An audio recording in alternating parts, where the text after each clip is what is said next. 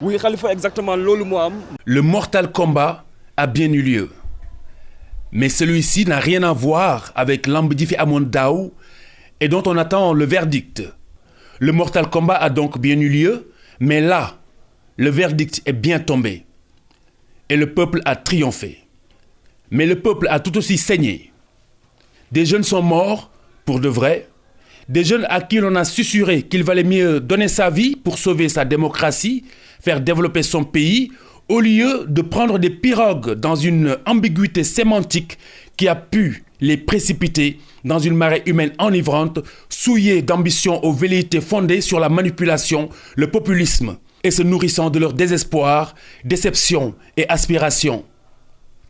Au moins une dizaine de jeunes morts pour la patrie, pour la démocratie, la liberté, pour le pain. Qui en est responsable? Posons-nous les vraies questions. Aujourd'hui, tout le monde s'accorde à dire que la foule qui a déferlé dans les rues de Dakar et celles de quelques localités du pays se rebiffe face à la dictature. La dictature de l'ennemi public mondial numéro 1 qui a mis à genoux l'économie des grandes puissances, tout comme la nôtre. Les principaux protagonistes, l'un opposant, l'autre président de la République, sont passés aux aveux.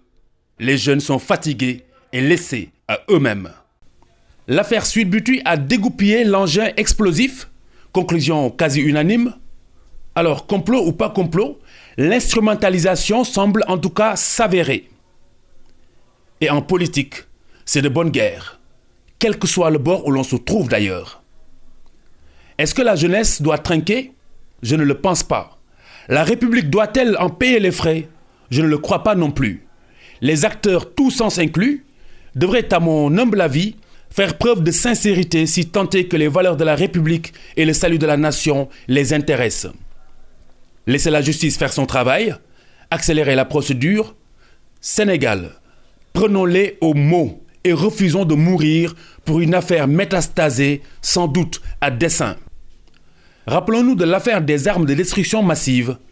Il a fallu des milliers de morts, un chef d'État pendu, avant que l'on ne se rende compte que ce fut une bien belle supercherie. Un panafricaniste qui a couvé les couches les plus défavorisées de sa population a été pourchassé, assassiné comme un rat, avant que l'on ne se rende compte que ce fut de la flûte. Nous avons une belle occasion de laisser Dame Justice nous séduire à nouveau. Prenons date.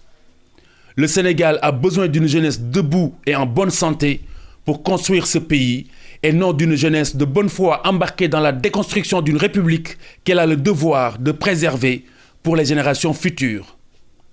Non, nous n'avons pas le droit de mourir dans ce contexte. Nous devons vivre pour construire le Sénégal dans le respect des institutions et la liberté dans la mesure des règles qui l'encadrent. Le monde nous regarde.